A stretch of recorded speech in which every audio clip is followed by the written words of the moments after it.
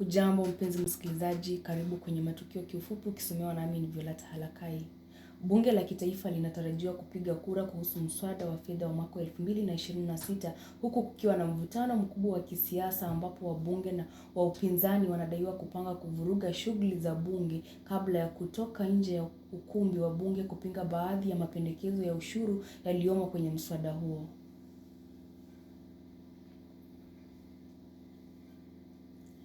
Kabla ya kura ya mwisho, wabunge watajadili na kupiga kura zaidi ya vifungu 50 vya mswada huo katika hatua ya kamati ya bunge zima, mchakato unaotarajiwa kuibua mjadala mkali na matarajio ya kurekebisha vifungu vinavyozua utata.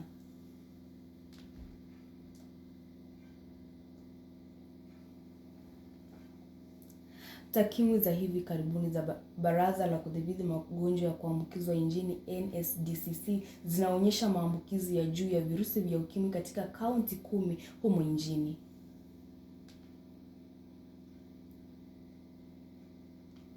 Takwimu hizi zinaonyesha kwamba kaunti ya Nairobi inaongoza kwa maambukizi ya virusi vya ukimwi. Kaunti zingine zinazoathirika ikiwa ni Migori, Kisumu, Homa Bay, Busia, Siaya, Nakuru, Kakamega, Kiambu na Mombasa, kaunti hizi zikiwakilisha 61% ya watu wanaoishi na virusi vya ukimwi nchini.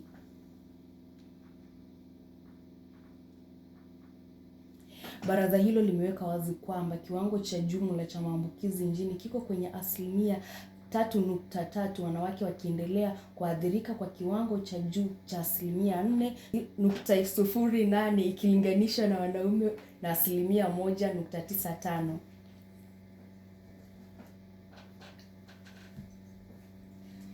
Naibu Rais Profesa Kithure Kindiki ametaka juhudi za pamoja ili kukabiliana na changamoto za mabadiliko ya tabia nchi barani.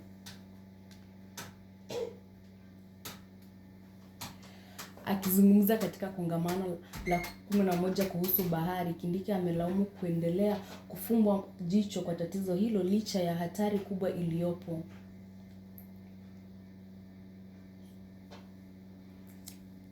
Haya yamekuwa matukio kifupi yakisomwa nami Violeta Halakai.